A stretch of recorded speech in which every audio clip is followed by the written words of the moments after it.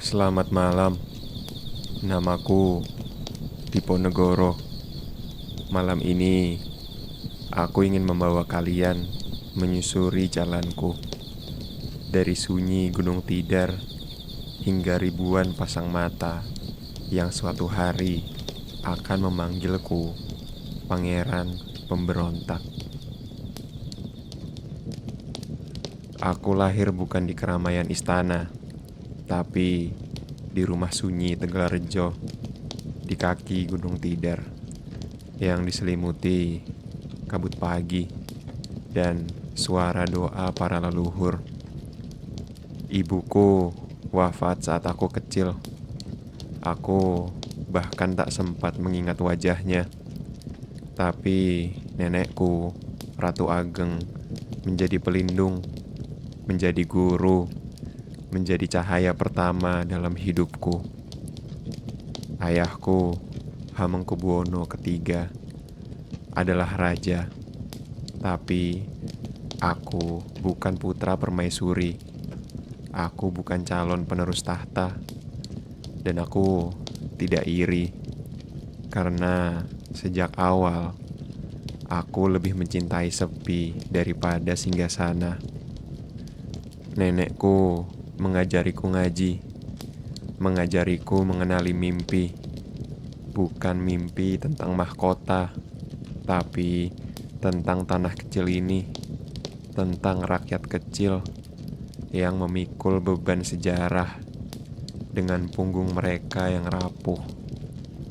Aku mencintai kisah para wali, mendengarkan babat tanah Jawi, seperti anak kecil mendengar dongeng. Tapi dalam dongeng itu, aku menemukan arah. Tegalrejo menjadi ruang belajar, bukan dari buku, tapi dari alam, dari petani, dari sungai yang mengalir, dari senyap malam yang hanya ditemani suara jangkrik dan detak hati yang mencari makna. Aku tidak suka pesta, tidak suka kemewahan, tidak suka suara keras. Hatiku tertambat pada ketenangan, pada jalan sunyi yang hanya bisa ditempuh oleh mereka yang siap kehilangan segalanya. Tapi aku juga bukan pengecut.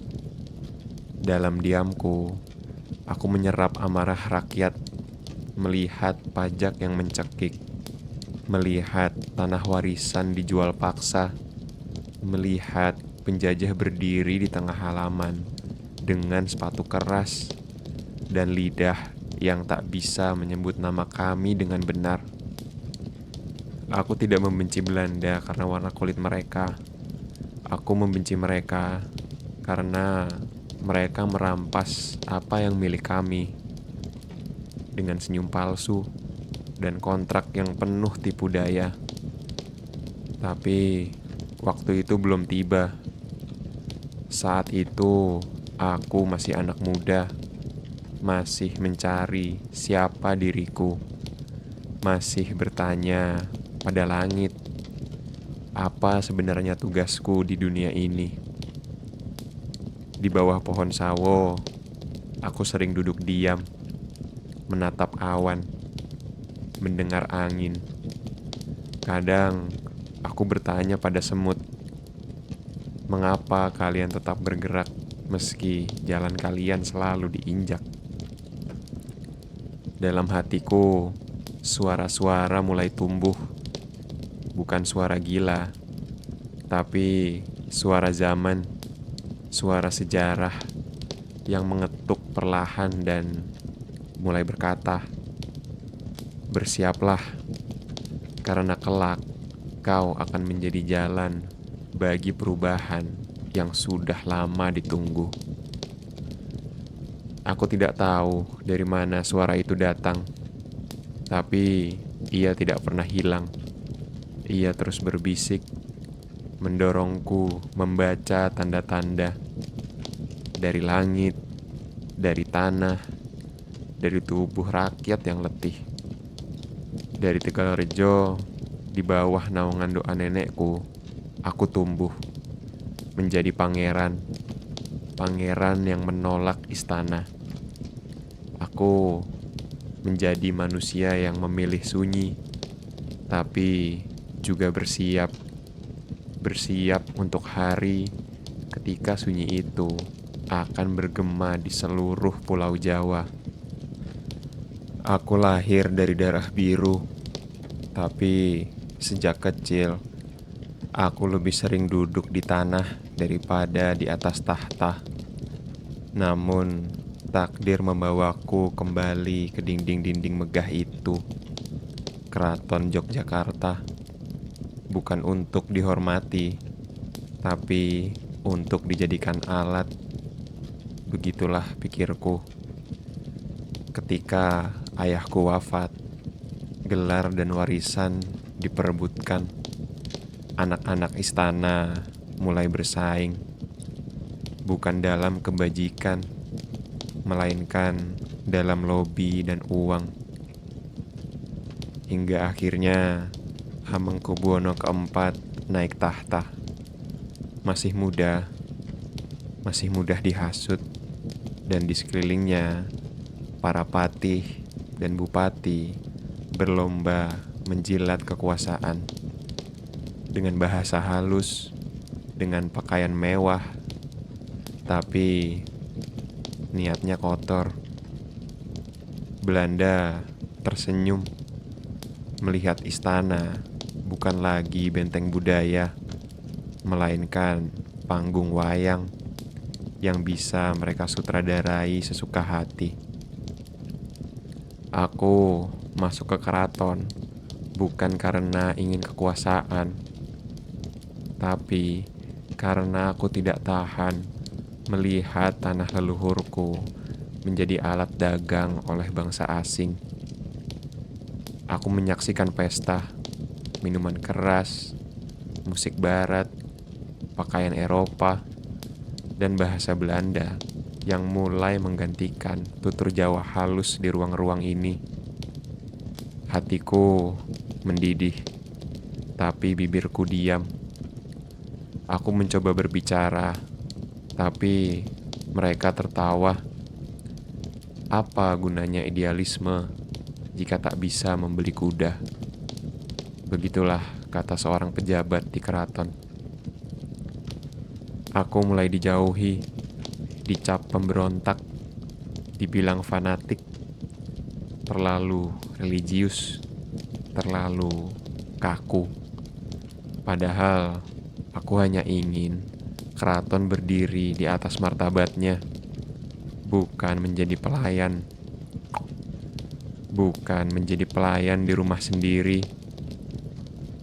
Ketika Sultan muda wafat, anakku diangkat sebagai calon raja, Hamengkubuwono kelima. Tapi sekali lagi, aku dijadikan simbol, bukan pemimpin. Belanda menolak usulku agar kerajaan kembali ke ajaran Islam sejati. Mereka takut jika keraton menjadi pusat perlawanan. Mereka hanya ingin boneka, dan sayangnya banyak bangsawan yang bersedia menjadi boneka itu. Aku menolak jabatan, menolak gaji, menolak gelar yang diberikan dengan penuh intrik. Karena harga diriku tak bisa dibeli dengan pangkat. Kemarahan rakyat terus memuncak. Tanah-tanah dirampas. Pajak pun naik. Pangeran dan pejabat bersaing membeli tanah rakyat. Itu pula dengan harga yang hina. Dan di tengah rakyat yang mengeluh, aku memilih kembali ke Tegalrejo, meninggalkan keraton dengan berat hati. Tapi aku harus yakin, aku direndahkan, dituduh sombong, Dibilang gila karena hidup sederhana. Meski aku punya darah ningrat, tapi aku tahu ada badai yang menunggu dan keraton akan lumpuh. Bukan karena meriam, tapi karena ia telah kehilangan jiwa. Aku mendekati para ulama, pada petani, pada rakyat yang tak dikenal sejarah, tapi hatinya cerah. Dan cintanya pada tanah ini lebih kuat dari 1000 prajurit. Aku mendirikan langgar, mengajar ngaji, menguatkan semangat, dan membuka mata. Membuka mata bahwa penjajahan itu tidak hanya datang dari luar, tapi juga bisa dari dalam rumah sendiri. Dan di malam-malam yang tenang, aku bermimpi. Aku melihat kereta kuda yang terbakar, melihat bendera asing yang jatuh, melihat pasukan berkuda menggema dari arah barat. Aku belum tahu artinya, tapi aku merasa sesuatu sedang mendekat dan diriku tak akan bisa diam lebih lama. Langit malam tak pernah sama sejak aku kembali ke Tegalrejo. Bintang-bintang yang dulu tenang, kini seperti bergerak. Ada yang sedang berubah. Aku sering terbangun di tengah malam, bukan karena suara, tapi hentakan dalam hati. Bisikan yang tidak bisa aku tolak, dorongan dari langit yang menyuruhku membuka mata lebih lebar. Aku membaca kembali Jangka Jayabaya, ramalan lama dari tanah Jawa. Ia bicara tentang Ratu Adil, tentang penjajahan putih, tentang masa kekacauan yang kelak diganti terang. Dulu aku hanya mendengar, tapi sekarang aku percaya, karena tanda-tanda itu semakin nyata di depan mata. Suatu pagi, orang Belanda datang membawa surat izin. Mereka hendak membangun jalan yang melewati halaman rumahku. Tapi bukan itu yang menyakitkan. Yang mereka rusak adalah makam leluhur, tanah keramat tempat kakek dan nenekku bersemayam. Tanah yang kusebut suci, dilindas roda peradaban asing tanpa permisi. Aku marah, bukan marah duniawi, tapi marah jiwa. Karena mereka tak lagi hormat, tak kenal batas, tak kenal adat. Kejadian itu seperti petir, namun ia menyambar dengan sunyi, membangunkan bukan hanya aku, tapi seluruh rakyat. Pasar mulai gaduh, orang-orang mulai berbisik tentang ketidakadilan, tentang tanah yang dirampas, tentang kehormatan yang diinjak. Aku tahu waktunya telah dekat. Langit telah memberi tanda, rakyat telah bangkit, dan aku tidak bisa hanya diam. Di tengah malam, aku mulai bertapa, meminta petunjuk, menimbang langkah. Aku tidak ingin perang, tetapi terkadang perang adalah satu-satunya jalan untuk mengembalikan harga diri. Aku ingat mimpi-mimpiku tentang keris terhunus, tentang suara kuda berlari, tentang darah yang jatuh di daun pisang.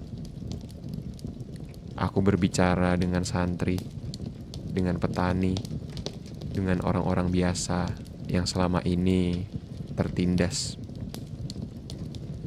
Dan mereka menjawab, "Jika engkau memimpin, kami ikut." Kalimat itu lebih tajam dari tombak, karena itu artinya aku tidak bisa mundur. Aku mulai menyiapkan lumbung, mengatur logistik, menyusun rute, melatih pasukan kecil dengan senjata seadanya, entah bambu, golok, ataupun doa. Aku tahu lawan kita bukan sembarangan. Mereka punya senapan, meriam, dan peta. Tapi kami punya tanah, punya rakyat, punya keyakinan. Dan dari dalam hatiku, suara itu terus berbunyi. Perang ini bukan milikku sendiri. Ini perang jiwa Jawa. Ini perang iman. Saat pagi datang, aku berdiri di depan halaman. Aku memandang langit timur. Matahari muncul dari balik kabut. Tapi rasanya berbeda. Lebih tajam, lebih panas. Aku tahu perjalanan telah dimulai dan tidak ada yang akan kembali sebagai orang biasa. Tahun 1825, tanah Jawa menggigil, bukan oleh gempa, tapi oleh amarah yang lama terpendam. Makam leluhurku diinjak, tanah pusaka dikeruk, kehormatan dilecehkan, dan aku tak lagi bisa diam. Suatu pagi, aku mengumpulkan orang-orang terdekat. Mereka datang tanpa dipanggil, karena hati mereka sudah lama memanggil sendiri. Di antara mereka ada petani tua, santri muda, bekas prajurit keraton. Wajah mereka keras, tapi matanya jernih, seperti ingin berkata, "Kami siap, pangeran." Aku berdiri di tengah mereka, tanpa jubah, tanpa pedang, hanya dengan jantung yang berdetak untuk tanah ini. Aku bukan raja, bukan pula nabi, tapi jika kalian percaya bahwa negeri ini pantas untuk diperjuangkan, maka aku akan memimpin. Mereka pun menjawab, "Engkau imam kami, engkau panglima kami." Kalimat itu bukan gelar, tapi sumpah yang akan dipegang sampai darah terakhir. Aku tidak merancang perang, berbeda dengan Belanda merancang taktik. Aku mendengarkan tanah, menafsirkan arah angin, membaca gerak langit. Kami tahu hutan, hafal sungai, menguasai malam, dan itulah senjata kami. Pertempuran pertama pecah di sekitar Tegalrejo. Pasukan Belanda datang dengan seragam rapi dan dentuman meriam. Tapi kami punya semangat, dan semangat itu menyatu dengan bumi. Bambu runcing menyerang dari balik semak. doa-doa bergema, dan bendera putih bertuliskan kalimat tauhid berkibar lebih tinggi daripada panji Belanda. Kemenangan pertama adalah tanda, bukan tentang jumlah musuh yang gugur, tapi tentang semangat yang lahir di dada rakyat kita. Berita menyebar dari desa ke desa, lereng gunung ke dataran rendah. Diponegoro telah bangkit. Perang telah dimulai. Rakyat mulai bergerak. Mereka datang tanpa bayaran, membawa makanan, air, informasi, dan membawa doa. Aku tidak menjanjikan kekayaan, hanya kehormatan, dan mereka menerima itu dengan senyum dan peluh. Belanda terkejut. Mereka pikir ini hanya pemberontakan kecil, tapi mereka salah. Ini bukan pemberontakan, ini kebangkitan. Mereka mengirim pasukan tambahan. Mereka rekrut serdadu dari luar Jawa. Mereka datangkan perwira dari Eropa. Tapi mereka tak kenal hutan, tak paham bahasa rakyat, tak bisa membedakan antara jalan setapak dan jalan pulang. Kami menyerang konvoi mereka. Kami saboti logistik mereka. Kami buat mereka bingung, letih, dan marah. Dari kemarahan itu, itulah yang menjadi kelemahan. Aku tak pernah berdiri di garis depan, tapi aku selalu dekat. Karena tugas seorang pemimpin bukan hanya memerintah, tapi menjaga nyala api. Dan di tiap kampung, di tiap masjid, aku temui wajah-wajah yang sama, pasrah kepada Tuhan, tapi tidak tunduk pada penjajahan. Aku mulai sadar bahwa takdirku bukan ditulis di istana, tapi di bumi pertiwi, di jalan-jalan becek, hutan-hutan rimbun, di peluh rakyat yang tak pernah disebut dalam buku. Ini bukan sekedar perang. Ini adalah jalan hidup, dan aku telah memilihnya.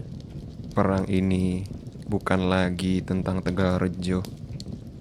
Ia telah menjelma menjadi nyala yang menyambar seluruh Mataram. Dari barat hingga timur, lereng Merapi hingga pantai selatan. Santri bangkit, petani angkat senjata, prajurit bekas keraton bergabung diam-diam. Mereka semua membawa satu hal, keyakinan. Kami tidak punya istana, tidak punya gudang mesiu. Kami punya hutan, gua, sungai, dan langit yang selalu terbuka. Itulah rumah kami, itulah benteng kami, itulah ladang kami bertempur. Taktikku sederhana. Jangan melawan di medan yang mereka pilih. Serang lalu menghilang. Pukul lalu mundur. Jangan beri mereka waktu untuk berpikir seperti Eropa. Kami panggil itu perang bayangan, karena mereka hanya melihat jejak, bukan wajah kami. Belanda frustrasi. Mereka tak bisa menebak arah. Peta mereka tidak berguna. Lalu mereka ubah taktik. Mereka membangun benteng ratusan di tiap titik strategis, seperti jaring laba-laba yang ingin menjerat. Benteng itu kokoh, penuh pasukan. Tapi satu hal yang tak mereka punya, yaitu cinta pada tanah ini. Aku tahu perang ini tak akan cepat, tapi kami sabar. Karena kesabaran adalah bagian dari doa. Namun tidak semua berpihak padaku. Beberapa bangsawan mulai ragu, bahkan berkhianat. Mereka merasa terganggu karena perang ini mengganggu dagang mereka, menggoyahkan kenyamanan mereka. Mereka memilih diam, atau bahkan lebih buruk, mereka mengirim utusan ke Belanda. Aku tidak marah, karena pengkhianatan adalah bagian dari perjuangan. Tapi aku kecewa, karena darah yang sama ternyata bisa lupa asal-usulnya. Meskipun demikian, rakyat tidak berubah. Mereka tetap datang dengan nasi bungkus, dengan kabar, dengan keyakinan bahwa perjuangan ini suci. Kami berpindah terus. Hari ini Kulon Progo, besok Gunung Kidul, lusa Sindoro.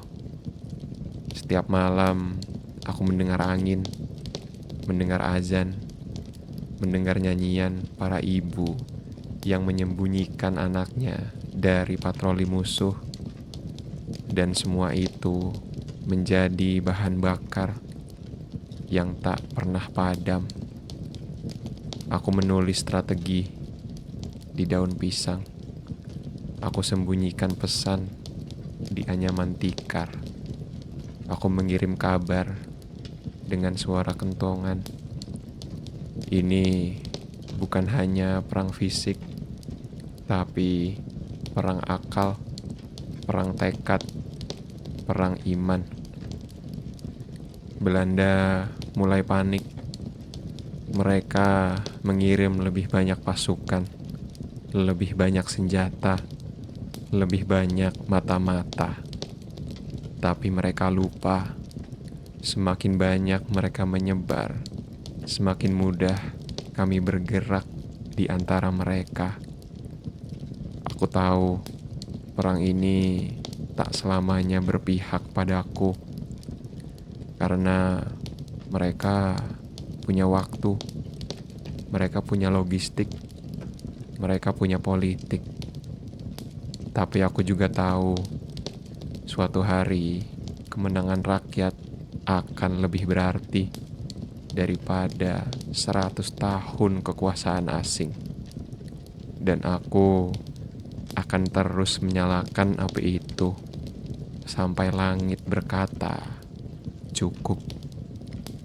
Waktu berlalu, musim berganti, perang belum usai. Awalnya kami bergerak lincah dari desa ke desa. Rakyat memberi makan, menyediakan tempat, menyembunyikan kami. Tapi lambat laun, tenaga mulai terkikis, logistik menipis, senjata rusak, tubuh pun letih. Belanda terus mengepung. Benteng mereka seperti cakar yang mencengkram tanah Jawa. Jaring mereka semakin rapat, gerak kami semakin terbatas. Setiap malam, aku duduk menatap api kecil, merenungkan perjalanan ini. Sudah sejauh ini kami melangkah, tapi bayang-bayang kemenangan masih samar. Pasukanku tetap setia, tapi aku tahu mata mereka mulai menyimpan tanya, kapan ini akan berakhir? Kapan rumah bisa dituju tanpa rasa takut? Aku tidak punya jawaban. Aku hanya bisa berkata, doa dan sabar. Karena kebenaran tak akan dibiarkan kalah. Tapi bahkan doa kadang terdengar pelan di tengah suara tangisan anak-anak yang kelaparan di hutan belantara. Belanda tidak hanya melawan kami dengan senjata. Mereka melawan kami dengan kelaparan, ancaman, dan racun fitnah. Mereka membakar desa, meracun sumur, mengambil sandera, dan siapapun yang mereka curigai akan digiring, disiksa, atau hilang tanpa jejak. Rakyat tetap berani, tapi penderitaan membuat mereka bisu. Mereka menunduk, bukan karena tunduk, tapi karena letih. Terkadang aku merasa bersalah. Apakah perang ini terlalu berat? Tapi setiap kali aku ragu, ada suara yang muncul entah dari mana. Seorang ibu datang padaku. Ia membawa nasi yang dibungkus daun.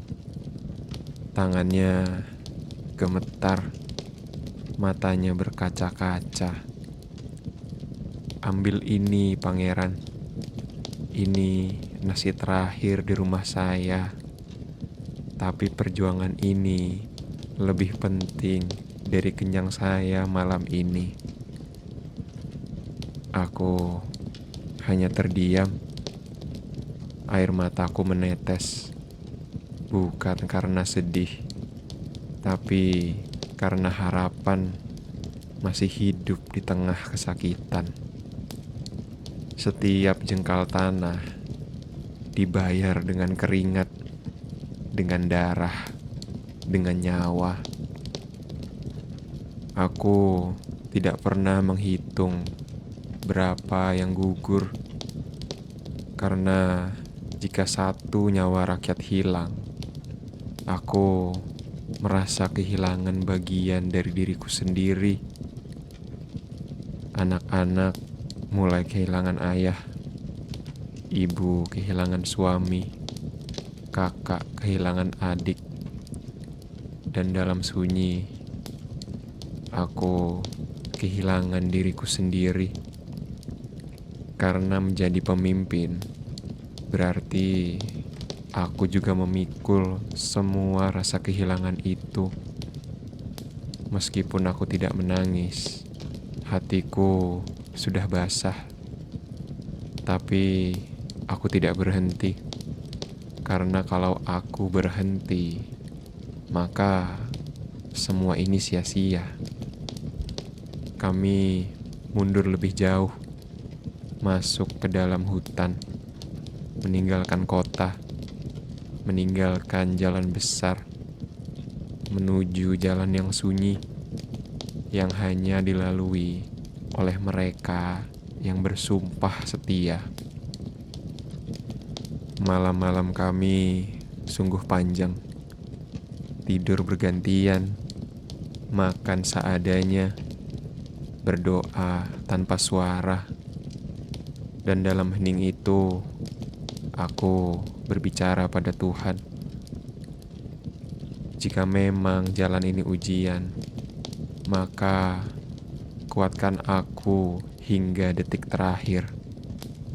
Perang tidak hanya menghabiskan senjata, ia menghabiskan orang-orang tercinta.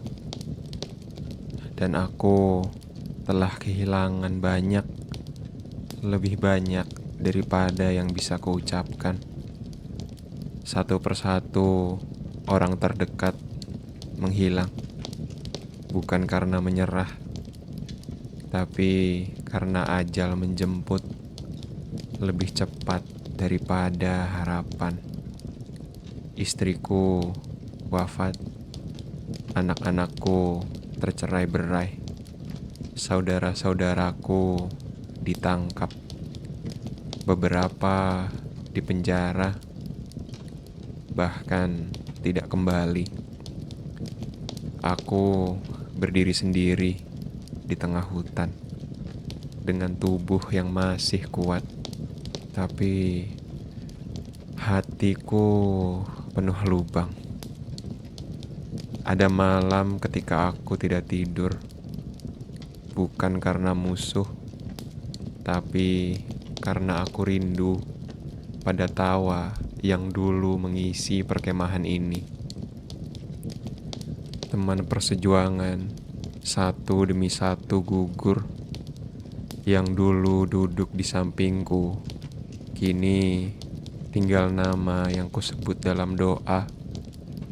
Dan yang lebih menyakitkan bukan hanya kematian, tapi pengkhianatan.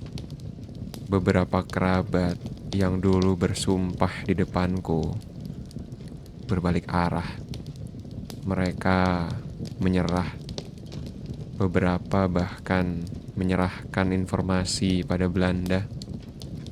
Bukan karena benci padaku, tapi karena takut, karena lelah, karena mereka ingin hidup tenang di balik pagar istana.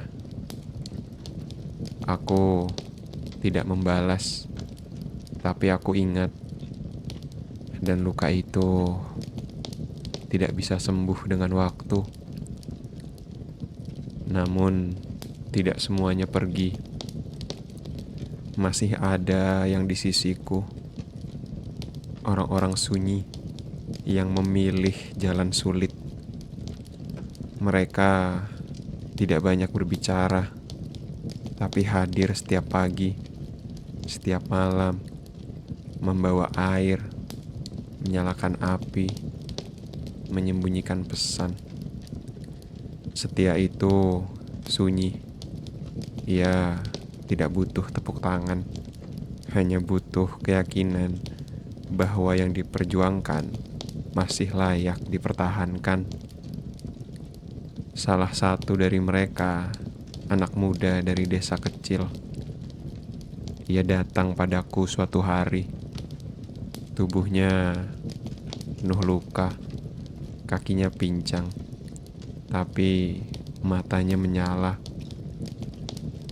Biarkan saya tetap ikut, pangeran. Saya sudah kehilangan semuanya, tapi selama pangeran masih berdiri, saya masih punya arah. Aku menatapnya, dan di matanya aku bisa melihat sisa semangat yang dulu kami nyalakan bersama. Hari-hari semakin berat, gerakan semakin sempit. Belanda semakin banyak tahu. Bahkan gua-gua rahasia mulai ditemukan. Tapi kami tetap melangkah. Bukan karena yakin akan menang, tapi karena tidak bisa hidup dengan kepala yang tunduk. Aku menulis puisi di tanah. Aku bisikkan doa ke langit. Aku simpan harapan antara ransel dan sajadah yang lembab. Kadang aku berpikir, apakah semua ini akan berakhir sia-sia? Kemudian aku mendengar suara kentungan dari kejauhan. Tanda bahwa rakyat masih percaya, masih berharap. Dan itu sudah cukup untuk membuatku berjalan lagi, meski sendiri, meski dengan lutut yang mulai gemetar. Karena seorang pemimpin tidak diukur dari banyaknya pengikut, tapi dari sejauh mana ia bertahan meski semuanya telah hilang. Tahun-tahun berlalu seperti aliran sungai yang makin lama semakin keruh. Perang masih berlangsung, namun nadanya sudah berubah dari gelegar meriam menjadi bisik-bisik meja perundingan. Pasukanku menyusut, rakyat semakin menderita, makanan semakin sulit, tempat aman semakin langka. Belanda tahu mereka tidak hanya menunggu, mereka mulai menawarkan jalan lain, bukan peluru, tapi pena. Utusan demi utusan datang. Mereka bicara halus, bicara manis, bicara damai, bicara masa depan. Tapi aku tahu politik mereka tajam seperti bayonet yang dibungkus dengan bunga. Ada seorang jenderal, seorang perwira yang katanya bijak, katanya sopan, katanya paham adat Jawa. Tapi aku tidak percaya ucapan itu, karena sejarah terlalu sering mengajarkanku tentang janji-janji palsu. Namun pasukanku sudah lelah. Anak-anak desa tak bisa sekolah, sawah terbakar, rumah ditinggalkan. Aku duduk berhari-hari dalam sunyi yang semakin berat. Bukan sunyi tubuh, tapi sunyi pikiran. Perang ini sudah terlalu lama, sudah terlalu banyak darah, dan aku mulai bertanya, apakah ada jalan lain? Lalu datanglah utusan perwira itu dengan pakaian rapi, bahasa halus, dan ia membawa undangan. Mereka mengajak aku berbicara, bukan di medan tempur, tapi di tempat netral. Magelang, kata mereka. Aku ragu, tapi aku juga ingin menguji apakah benar mereka ingin damai, atau ini hanya perang dalam bentuk lain. Aku pergi ke Magelang. Dalam hati aku sudah siap untuk segala kemungkinan. Bisa damai atau bisa mati. Sesampainya di sana, aku disambut dengan sopan. Perwira menjabat tanganku. Matanya ramah. Tapi aku tidak lihat kejujuran di sana. Kami berbincang dengan lama tentang perang, rakyat, tentang masa depan bagi negeri ini. Aku berbicara dengan hati, namun ia berbicara dengan rencana. Dan di sela-sela kata itu, aku merasa dijebak oleh ketenangan yang terlalu dingin. Lalu datang momen itu. Mereka berkata, perundingan akan berlanjut besok. Tapi malam itu, aku ditangkap. Bukan sebagai musuh, tapi sebagai tawanan. Tidak ada pertempuran, tidak ada pengadilan. Hanya dinding yang mengurung. Dan aku sendiri lagi. Aku tidak berteriak, tidak melawan, karena aku tahu perang ini telah berubah wujud. Bukan lagi tentang bambu runcing, tapi tentang kekuasaan yang diselubungi oleh dusta. Dan saat mereka menuliskan laporan. Diponegoro menyerah. Aku tersenyum pahit. Karena menyerah bukan kata yang kupilih. Aku ditipu, bukan tunduk. Aku dibawa ke Semarang, dikawal ketat, dijaga seolah aku binatang buas. Padahal aku datang tanpa tipu, tanpa niat jahat. Di Semarang, aku disekap, bukan di istana, tapi di benteng. Dindingnya dingin, udaranya lembab, dan suara malam hanya berisi dengan nyamuk. Hari-hariku sunyi. Aku menatap jendela kecil. Langit itu memantul dengan laut. Warnanya biru, tapi asing. Dari kejauhan, aku melihat kapal. Dan aku tahu perjalanan ini belum berakhir. 2 bulan aku di sana menunggu keputusan. Tapi bukan tentang masa depan, melainkan tentang pembuangan. Belanda tidak ingin aku kembali ke Jawa. Tidak ingin aku menyentuh tanah ini lagi. Mereka takut pada nama, takut pada bayangan yang masih hidup di hati rakyat. Akhirnya, aku dibawa ke Batavia. Batavia, ibu kota para penguasa, tempat langit berdebu dan suara kota tak pernah tidur. Aku dibawa ke sana bukan sebagai tamu, tapi sebagai tawanan yang tak diizinkan menyentuh tanah terlalu lama. Di pelabuhan Sunda Kelapa, aku melihat kapal. Kapal itu sangat besar, layarnya lebar, dan suara kayu berderak.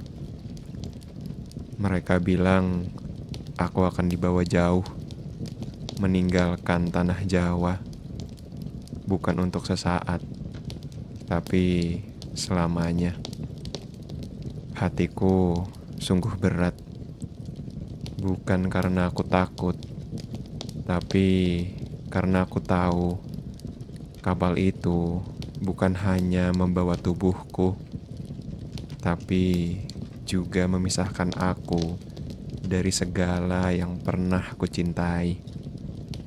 Dari sana, aku duduk memandang laut.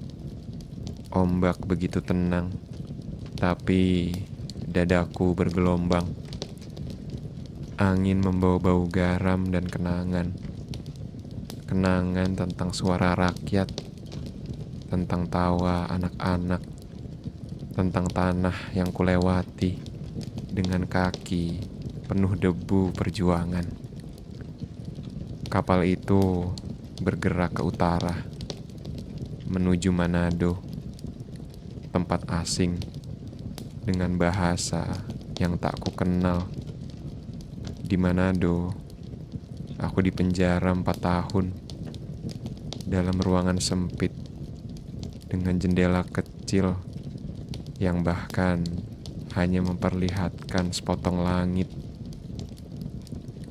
Aku banyak diam, tapi pikiranku terus berjalan, menjelajahi masa lalu, merekam peristiwa, menimbang makna.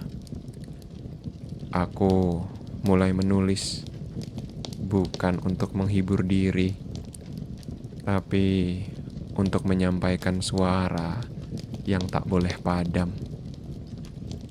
4 tahun kemudian, aku dipindahkan lagi. Kali ini Makassar, sebuah benteng tua peninggalan Belanda. Di sana, aku disekap di ruangan batu, tebal, lembab, dan sunyi. Tapi aku tidak gentar karena tubuhku boleh saja dipenjara, tapi jiwaku masih bebas. Setiap pagi aku mendengar burung, setiap sore aku melihat laut, dan setiap malam aku bicara dengan Tuhan. Waktu berjalan, rambutku memutih, kakiku melemah, namun hatiku tetap tegar. Orang Belanda memperlakukanku dengan dua wajah, kadang hormat, kadang dingin. Mereka tahu aku bukan tawanan biasa. Aku adalah lambang, dan lambang tak bisa dihilangkan hanya dengan kurungan. Aku masih menulis kisahku, perangku, mimpiku. Semuanya aku titipkan pada pena. Karena kelak, meski tubuhku tiada, kata-kataku akan tetap hidup. Dan jika ada satu hal yang terus kupeluk, itu adalah keyakinan bahwa perjuangan tidak mati karena seseorang ditangkap, tapi karena semua berhenti percaya. Dan aku tidak pernah berhenti percaya.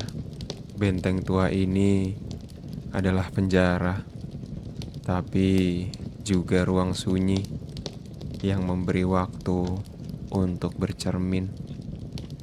Aku tidak lagi mengangkat keris, tidak lagi memberi aba-aba di medan perang.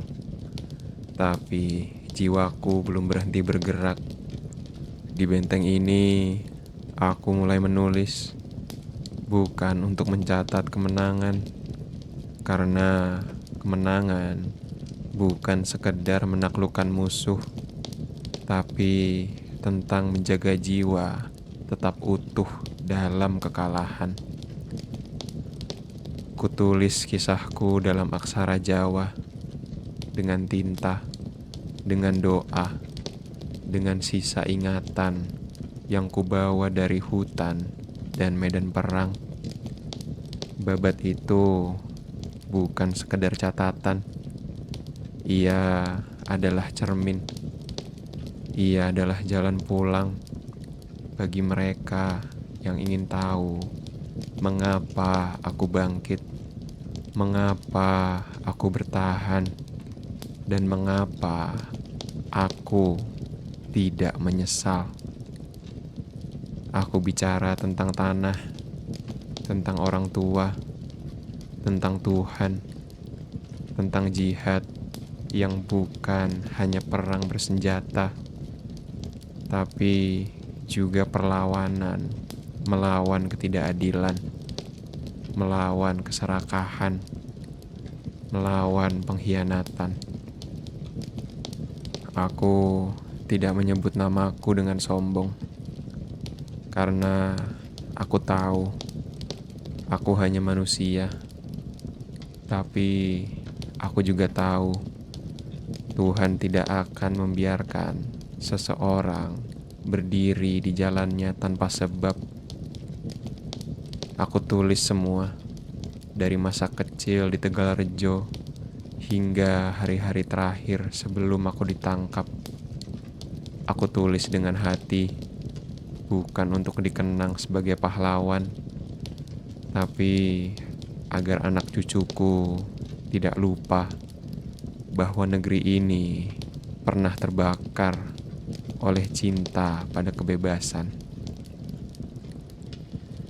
Pena menjadi senjataku, kertas menjadi ladangku, dan setiap kalimat adalah langkah baru dalam perjalanan yang tak bisa dihentikan. Belanda mengawasi. Mereka tahu aku menulis, tapi mereka tidak bisa menghentikan pikiranku. Kadang mereka mencoba mempengaruhi, Kadang mereka minta aku diam, tapi aku sudah terlalu tua. Aku tahu tipu daya itu. Aku tidak tunduk pada tipu daya itu. Anak-anakku sempat mengunjungiku, tapi jarak dan pengasingan membuat pertemuan itu singkat, seperti angin sore yang menyentuh pipi lalu hilang tanpa jejak. Di malam hari, aku duduk sendiri, ditemani bintang dan suara laut dari kejauhan. Aku berpikir, apakah ini akhir dari segalanya? Tapi hati kecilku menjawab, belum. Selama kau masih menulis, kau masih hidup. Dan aku terus menulis, meski tanganku mulai lemah, meski mataku mulai kabur, meski suara dunia semakin jauh dari telinga. Karena satu hal yang tak pernah hilang, aku percaya bahwa kata lebih tajam dari pedang. Tahun demi tahun berlalu, tubuhku menua, kakiku lemah, tanganku bergetar, tapi pikiranku tetap berjalan. Di benteng ini, aku tidak lagi dihitung sebagai ancaman. Aku hanya orang tua yang sedang menunggu ajal. Tapi aku tidak lupa. Aku ingat semuanya. Nama-nama yang gugur, sungai yang merah oleh darah, doa yang bergema di balik rimba, dan tanah yang tidak sempat kupeluk lagi. Aku tidak menyesal, karena hidupku telah kuberikan pada sesuatu yang lebih besar dari nama dan darah. Mereka pikir aku dikalahkan, tapi kekalahan sejati adalah ketika hati menyerah, dan hatiku tidak pernah tunduk. Hari-hari terakhirku tenang. Aku tidak dikelilingi pelayan, tidak tinggal di istana, tapi aku punya langit, laut, dan suara hati yang tak pernah berhenti berbicara. Kadang aku duduk di bawah pohon tua. Aku menulis, merenung, dan aku bicara dengan anak-anak yang lewat membawa air. "Mengapa kau di sini, pangeran?" tanya salah satu dari mereka. Aku tersenyum, karena disinilah takdirku selesai, tapi perjuanganku belum. Pada 8 Januari 1855, tubuhku menyerah, tapi jiwaku pergi tanpa luka. Aku dimakamkan di Makassar, bukan di Jogja, bukan di Tegalrejo. Aku tidak membawa apa-apa. Aku hanya membawa satu nama, Diponegoro. Bukan pangeran, bukan pemimpin, tapi saksi bahwa tanah ini pernah menolak dijajah, meski harus dibayar dengan umur. Dan setelah aku pergi, aku tahu nama itu tidak mati. Ia tumbuh, ia disebut dalam doa, diingat dalam lagu, hidup di dada anak-anak yang masih percaya bahwa kehormatan lebih berharga daripada mahkota.